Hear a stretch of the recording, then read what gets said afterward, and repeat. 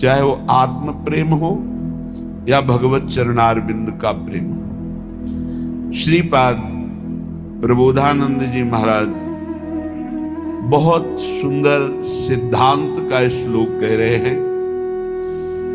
यदि ये गुरु कृपा से समझ में आ जाए तो बहुत जल्दी अध्यात्म की स्थिति जागृत हो जाए। अध्यात्म का स्वरूप क्या है? जैसे रोज हम अध्यात्म शब्द का प्रयोग करते हैं, तो अध्यात्म किसे कहते हैं? प्रभु के सिवा और कुछ स्मृति में न रह जाना, इसे भक्ति संबंधी अध्यात्म कहते हैं। और ब्रह्म के सिवा कुछ नहीं है और वही ब्रह्म यहां है, ऐसा अनुभव न किसी से राग, न द्वेष, न कोई द्वंद्व। ऐसे महापुरुष को अध्यात्म स्थित कहा जाता है। वो ज्ञानी ज्ञान मार्ग का अध्यात्म का है। और मेरा कुछ नहीं, जो कुछ मेरे पास है वो सब समाज सेवा के लिए है। और भगवत भाव से जो सेवा परायण है उसे कर्मयोगी कहते हैं। कर्मयोग, भक्ति योग और सांख्य योग अर्थात ज्ञान योग, ये तीनों अध्यात्म के अंतर्गत हैं। अध्यात्म का तात्पर्य है मैंपन, मेरापन, ये केवल स्वरूप में स्थित हो जाना। मैंपन, मेरापन श्री भगवान में स्थित हो जाना। मैंपन, मेरापन समस्त जगत के हित में स्थित हो जाना। ये कर्मयोग, भक्ति योग, ज्ञान योग, इसी को अध्यात्म कहते हैं। अध्यात्म की ऊंचाई कोई भी द्वंद्व, कोई भी संग, कोई भी भोग उसे आकर्षित ना कर पावे, उसे कहा जाता है अध्यात्म की ऊंचाई। अध्यात्म की स्थिति ब्रह्माकार स्थिति, भगवदाकार स्थिति, जगदाकार, जगत में एकमात्र जगदीश भगवान के सिवा कोई नहीं, ऐसा जिसको है। श्रीपाद कह रहे हैं स्वांतर भाव विरोधनी व्यवहृति सर्वासनैस्त्यज्यताम्। बहुत जोर की बात है। यदि भगवत प्राप्ति करनी है तो अपने भाव के विरोधी भावों का त्याग कर दे। कैसे? शनैस्त्यज्यताम्, धीरे धीरे, सहसा कोई कसम न खावे। ये सब मूर्खता होती है। आज के बाद ऐसा ऐसा, फिर दूसरे दिन, फिर तीसरे दिन, नहीं, आदेश कर रहे हैं।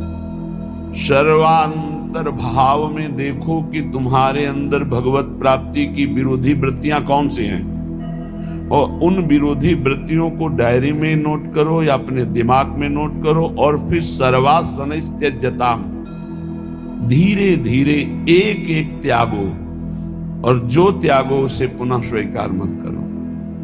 स्वीकृति हृदय से होती है, स्वीकृति नहीं होनी चाहिए।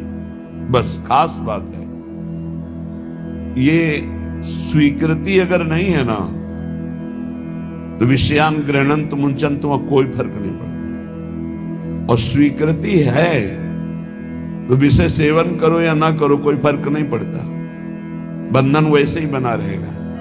सारा खेल स्वीकृति का है। प्रारंभ में रूप से त्याग करना है भोगों का, स्थिति भोग राग के त्याग की है। स्थिति में राग का त्याग है, भोग तो यथावत सृष्टि में बने रहते हैं। राग रहित होकर वो भोगों में विचरण करने वाला महापुरुष भी किंचन मात्र नहीं बंधन को प्राप्त होता। पर वो एक स्थिति है जहां सब भगवत स्वरूप है। प्रारंभ में स्वांतर भाव विरोधनी, जो अंतर में भाव, जैसे हमारा अंतर भाव है सहचरी भाव। हम वृंदावन नित्य विहार रस के उपासकों का प्रिया, जो हमारी प्रिय स्वामिनी, प्रिय सखी, हम उनकी सखी, हम उनकी नित्य दासी। ये जो हमारा स्वरूप है, ये न स्त्री है न पुरुष है किसी का भी। ये स्त्री पुरुष भाव ही मायाकृत है और ये भक्तिकृत भाव है। और कोई भाव न करे, समस्त भावों से ऊपर उठ जाए तो जीवन मुक्त हो जाए, मोक्ष पदवी प्राप्त कर ले।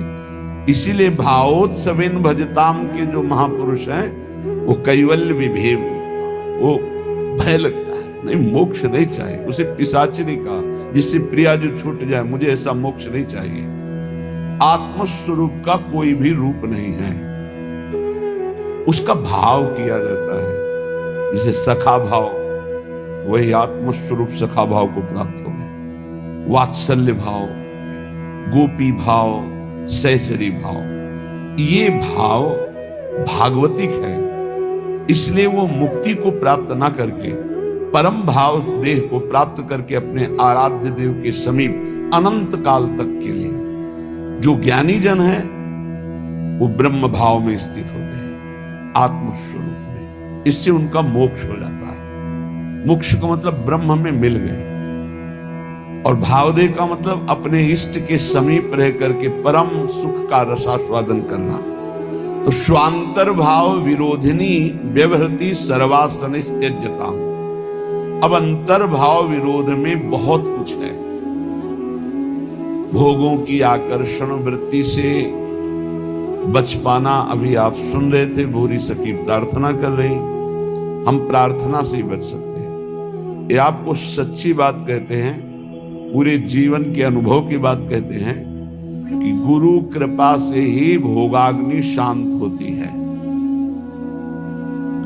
जो भोगों के प्रति वैराग्य होता है, घृणा का भाव होता है, इसे अच्छे से समझ लीजिए, ये गुरु कृपा से होता है। ना भोगने से शांति मिलती है और ना त्यागने से ही पूर्ण शांति मिलती है। भूत के लड्डू हैं। त्याग शब्द पर ध्यान देना, हम वैराग्य या उपरति नहीं कह रहे। त्याग का अर्थ होता है परमार्थ में मैं चल रहा हूं, मुझे नहीं भोगना, पर उसमें सुख बुद्धि है तो अशांत रहता है। तन त्यागे और मन गही रहे, दोनों ही दुख होए। अब अगर भोगे तो ये भूत के लड्डू है नहीं, उसमें सुख है नहीं। बार बार भोगते हुए पूरा जीवन चला जाता है। वो कामाग्नि और प्रज्वलित होती रहती है, वासना और प्रज्वलित होती रहती है।